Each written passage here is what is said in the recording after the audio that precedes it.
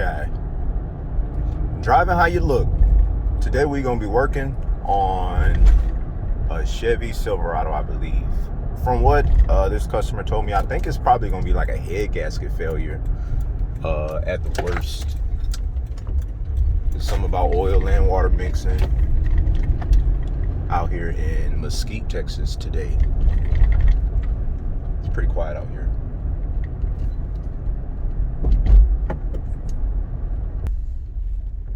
I think it's this truck right here.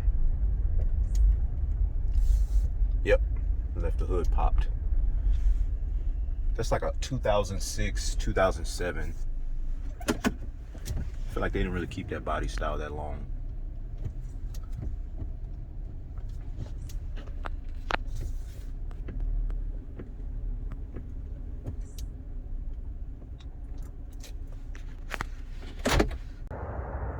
It's a nice day today too. It's about to get hella cold.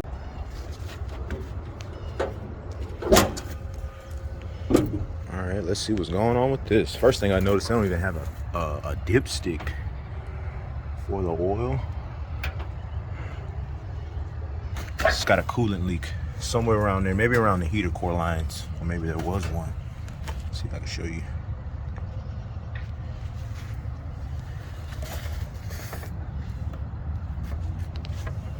All on there too.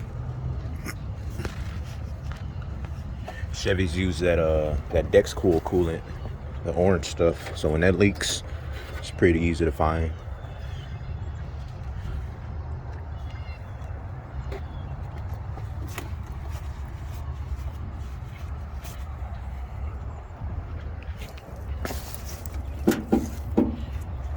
So I found the dipstick. It was like just sticking up right there. Not sure what that was about. I'm gonna check this oil though.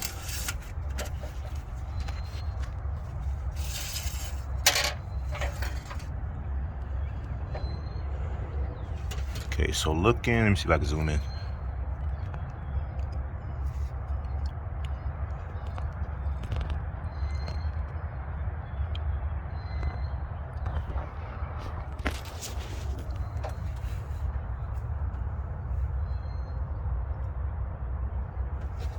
Sheesh. Could add a little bit more. Yeah, so she said pretty much she didn't check the oil and she think possibly the engine might be damaged because it's knocking. Take this glove off. I check the oil. I'm gonna start it up. See what it sounds like.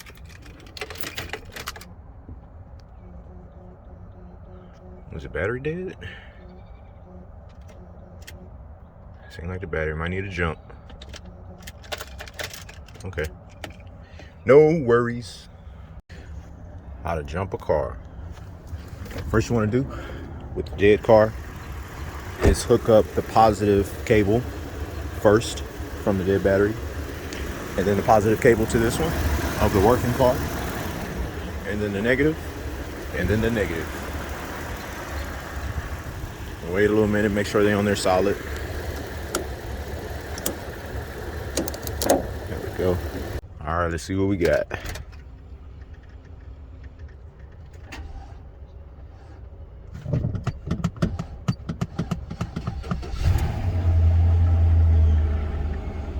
Knocking where?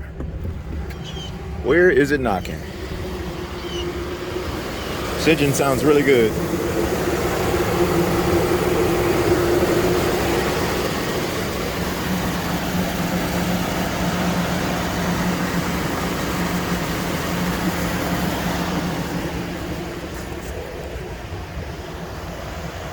Yeah, she told me when she took it to Jiffy Lube that they told her that the engine was knocking real bad and they're gonna probably have to replace the engine and something.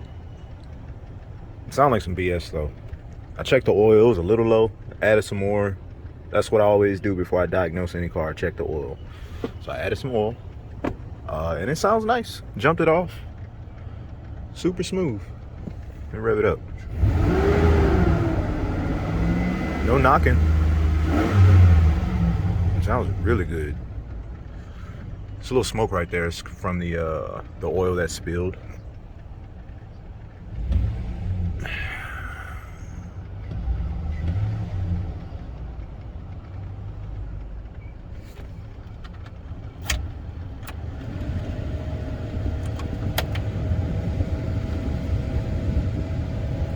This truck is nice though.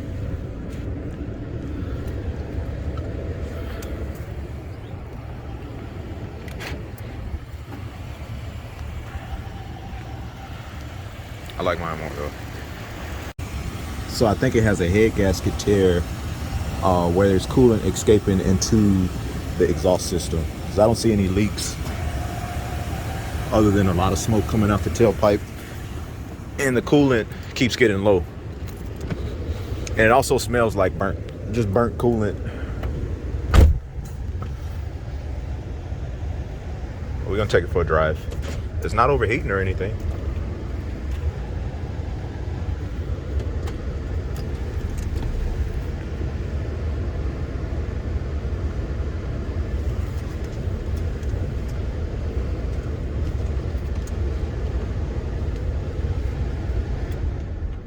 Turn this off.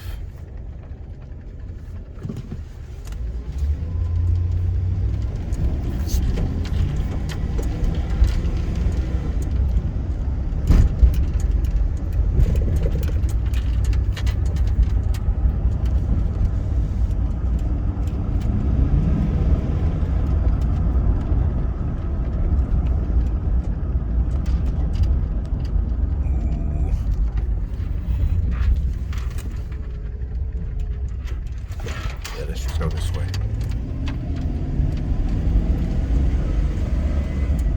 Has a long first gear. Could be because it hasn't. It's being warm. It's warming up still. These Chevy transmissions, they act up. That's not a strong point of the truck.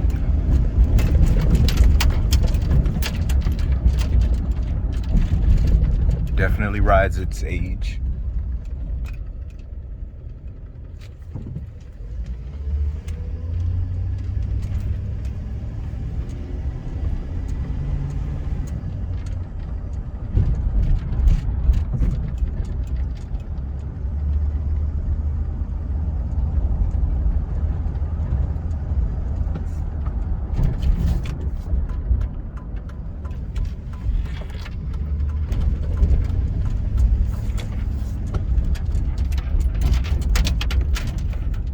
It's ride like a pawpaw truck.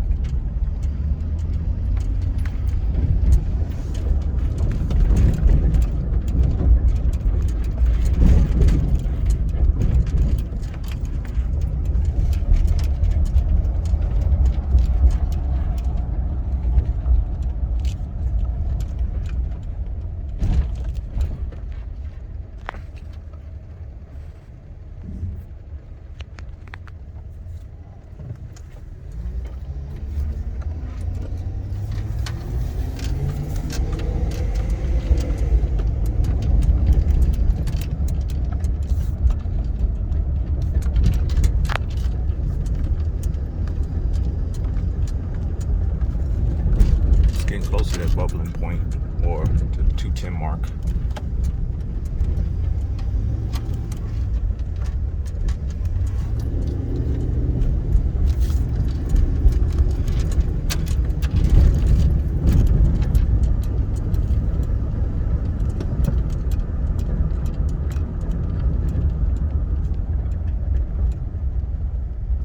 Right now it's at right at the middle.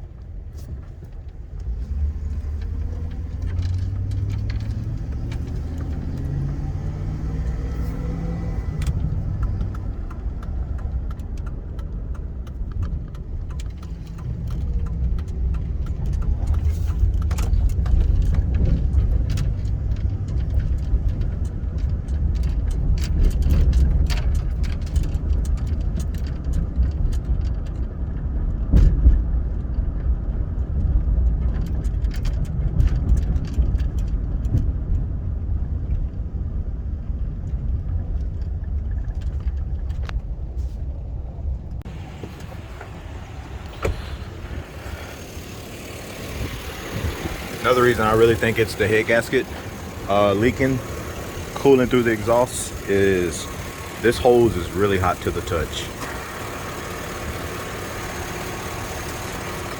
It's hot as if it's heated up by exhaust gases and not by the actual coolant, if that makes sense. Yeah, it shouldn't be this hot.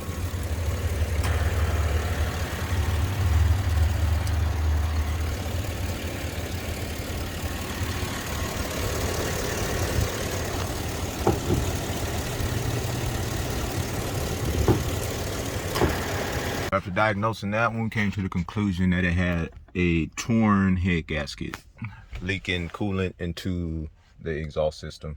So I have to get that squared away. Head into the next repair. Look at that Ducati.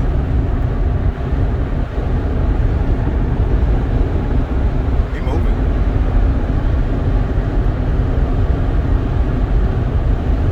Well, I can't wait till I start riding again. I'm gonna be doing a whole lot of vlogging.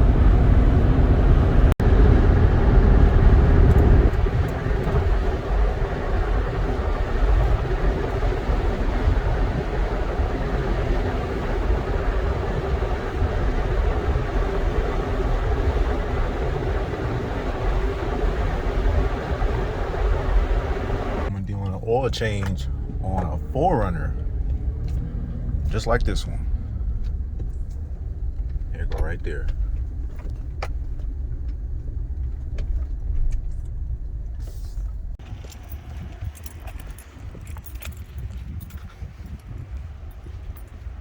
Just thick.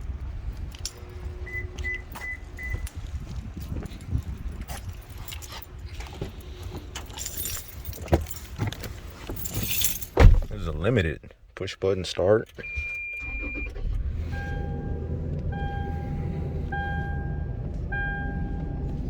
Maintenance required. So this is how you get rid of that. Turn the car off, hold that button down, turn it back on, just the car itself. Keep that held down. There you go.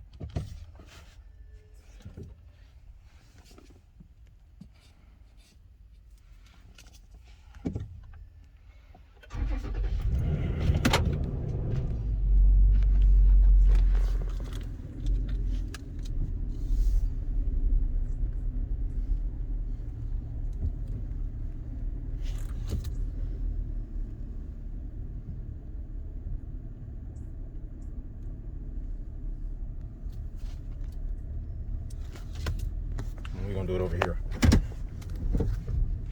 It's a really nice 4runner too. It's a limited all-wheel drive with an electric knob. I got the trail edition, but I like this one too. This one you get the best of both worlds. Dual climate control, heated and cooled seats. That's pretty much all the tools you'll need for the oil change on these 4runners. This filter takes 10158 and 6.6 quarts of 0W20. Use that for the oil filter. Definitely want to use the right tool for that because it's made out of plastic on some of them and they're really easy to crack. I got two 10mm because usually I lose one, so it's good to have two. And a 14mm for the drain plug. And then you're gonna need the 10s and the 12s to remove the shield from underneath.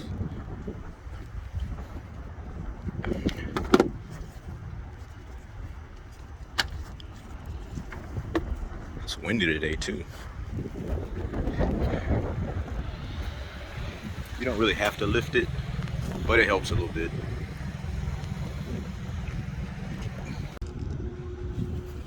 Get the 10s out.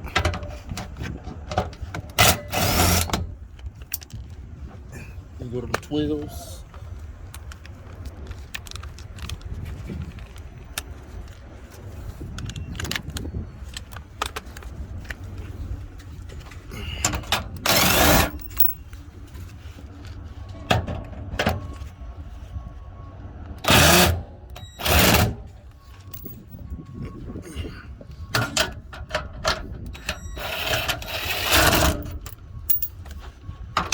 One more and it'll swing down. They have some hooks, so it's a weird way to unhook it, but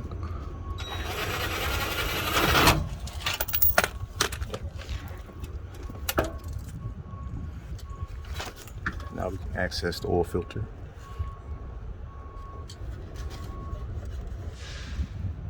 So instead of removing the shield, I guess lifting it up does help because I'm able to just swing this directly down.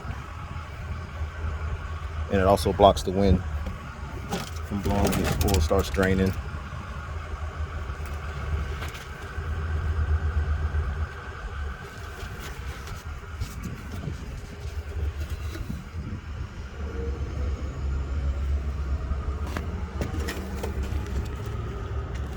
I'm removing that.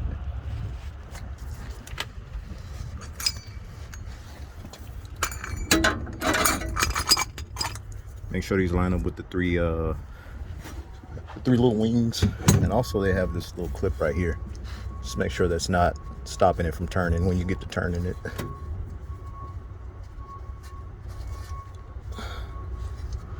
Just hit it with a flat blade.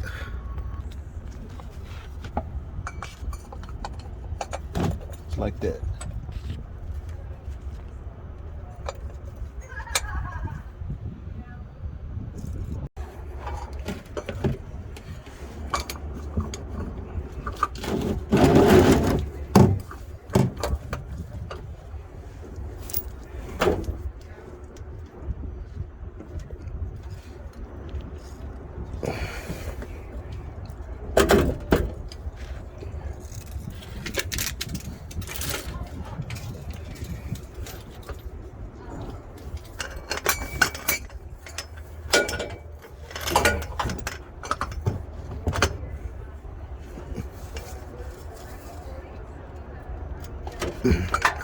There we go. Sometimes you gotta work smart, not hard.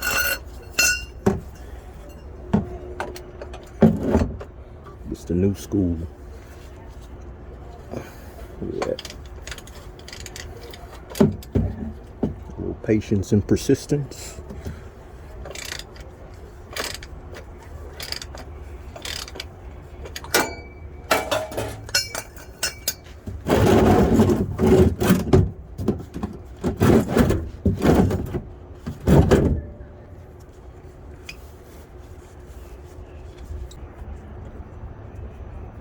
When I'm turning, I'm pushing up still. That way it just don't fall on me. There we go. Minimal mess.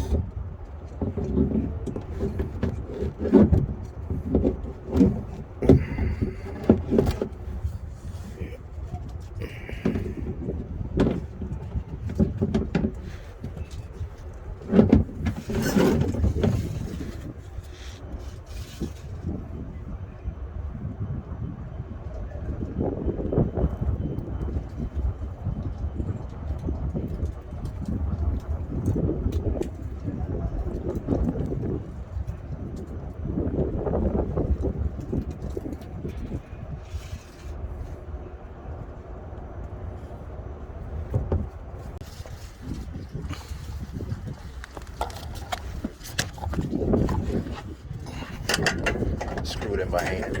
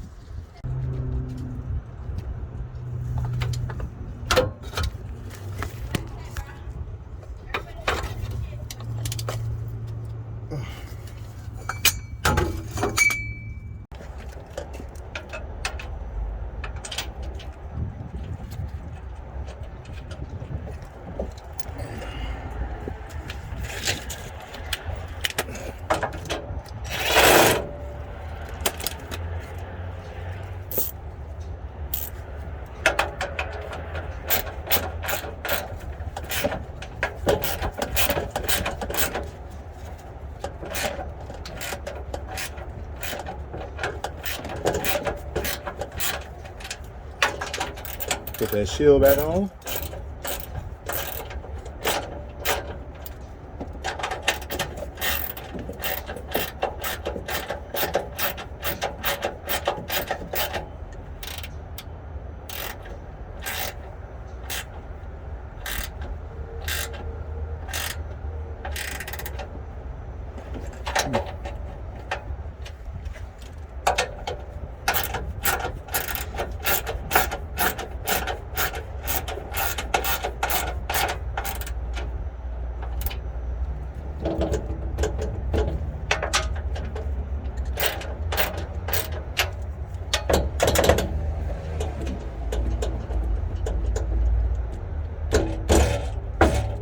Still loose. You do not want to hear that noise when you're driving.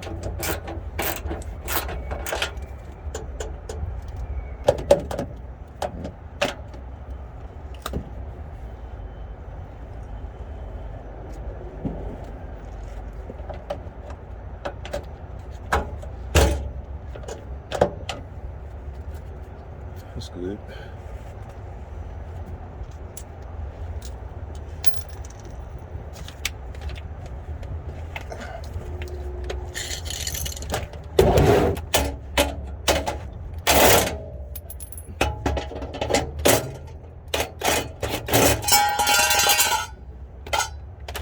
Yikes.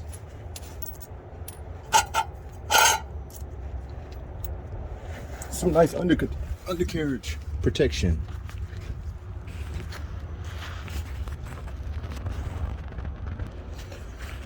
These oil pan bolts on the 4Runners, they go directly down.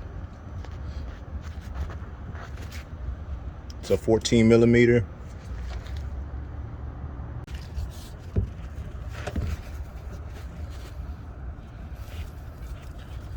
Pushing up on the bolt as I'm loosening it.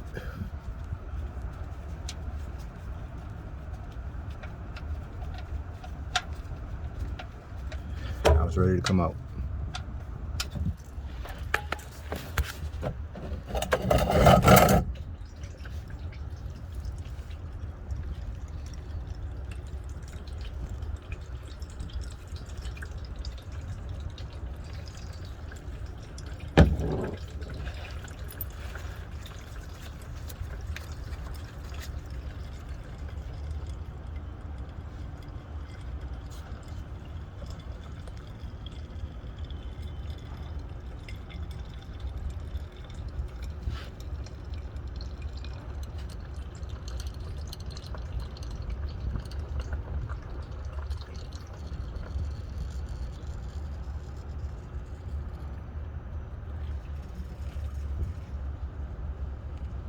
Looks pretty good.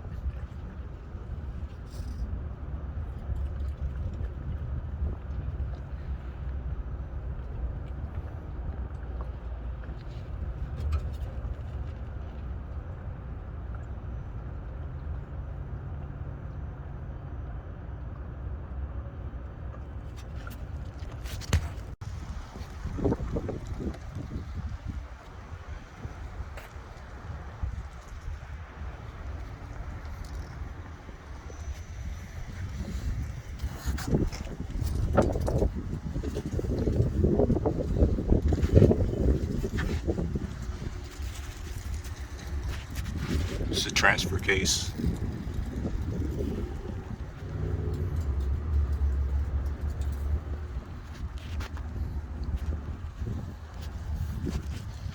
These limiteds have a different kind of suspension. That box right there is probably what engages the four-wheel drive electronically, to where mine has the shift lever.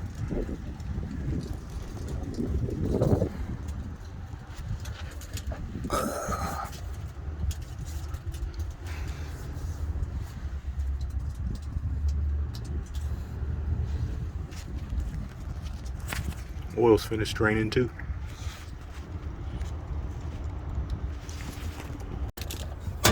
Make sure that bolt's tight.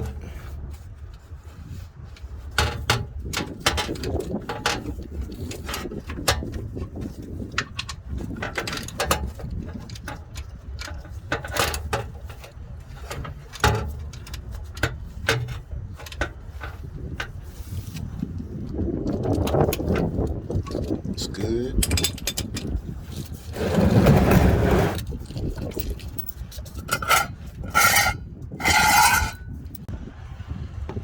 I'm gonna add the oil. Remember, it takes 6.6 quarts. So we're gonna add 6.6 quarts to that.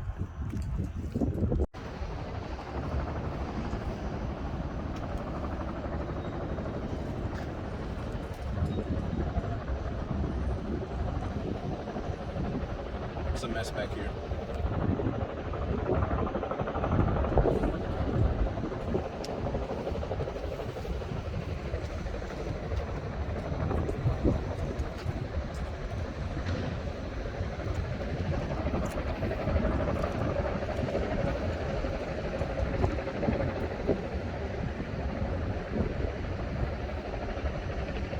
gas out today.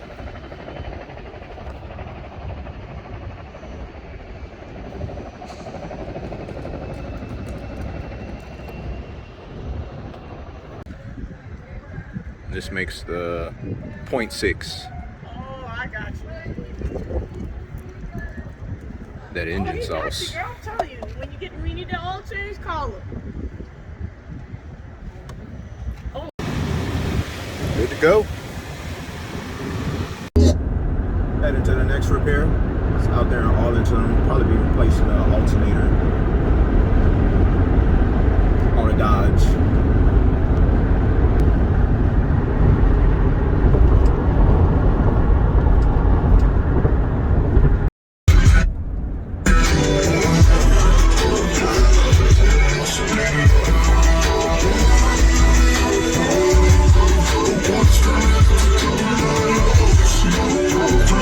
All right, we all heal.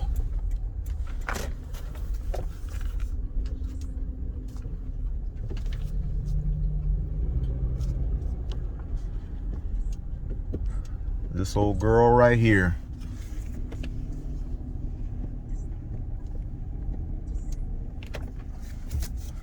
Replacing the alternator on this Dodge Caliber. The best way to go about it is to loosen the AC compressor.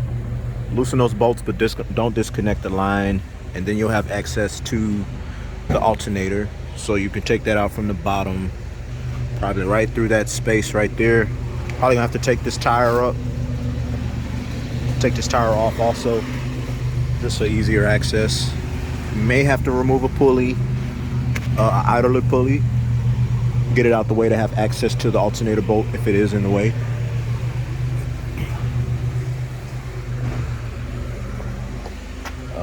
Anything else to worry about? I think that's about everything.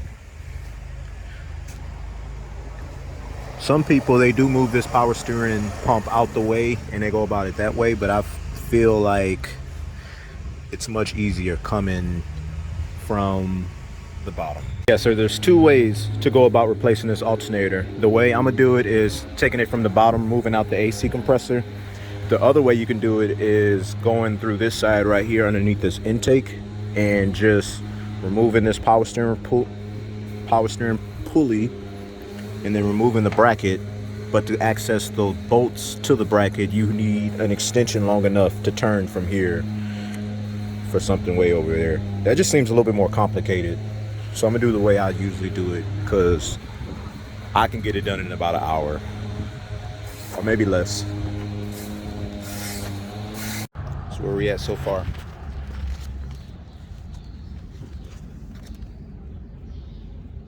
Got the brackets loose and the AC compressor bolts broken also. Now I'm about to take the tension off this belt and continue. Removing this pulley. Righty tighty, lefty loosey on this one, since it's not a the spring tensioner. Typically on the spring tensioners it'd be opposite. I mean the belt tensioner.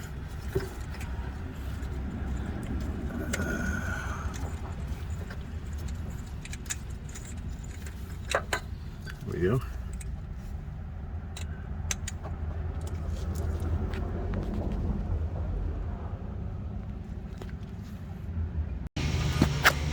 All right, this is where we at. Disconnected the connection for the AC compressor. Got to that bolt. It was a 16. Comes right out. That bracket for the AC compressor, just 3 bolts, 13 millimeters. Should be out in the next 10 minutes. This is the best way it comes out. Moving that compressor down, just pulling it out. You're gonna have 2 connections on the back. It's a red tab. Might have to hit that with like a little hook pin or something like that. That's a 13 right there.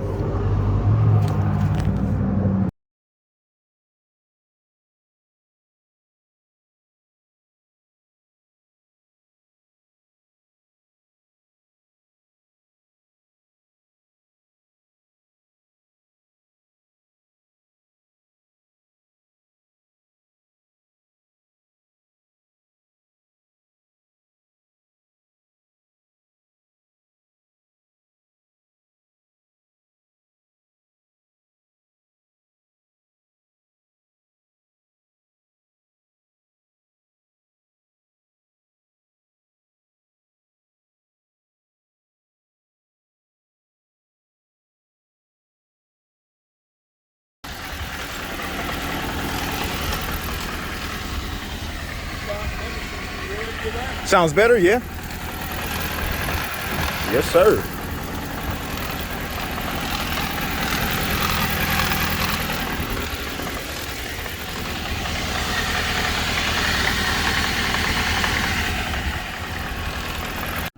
On to the next repair.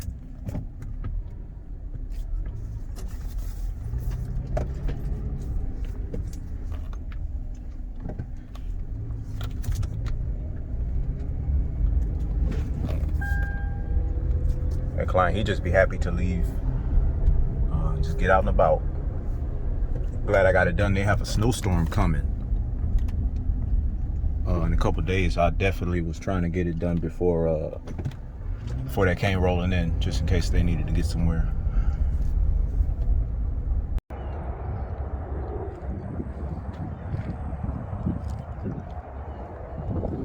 So I checked my channel and I noticed that I had like 28 subscribers.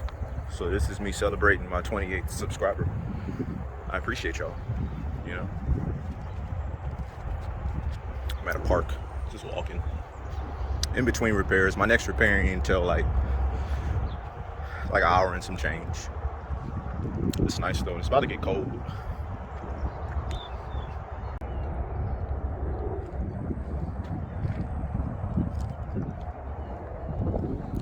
So I checked my channel and I noticed that I had like 28 subscribers. So this is me celebrating my 28th subscriber. I appreciate y'all, you know. I'm at a park, just walking. In between repairs. My next repair ain't until like an hour and some change. It's nice though, it's about to get cold.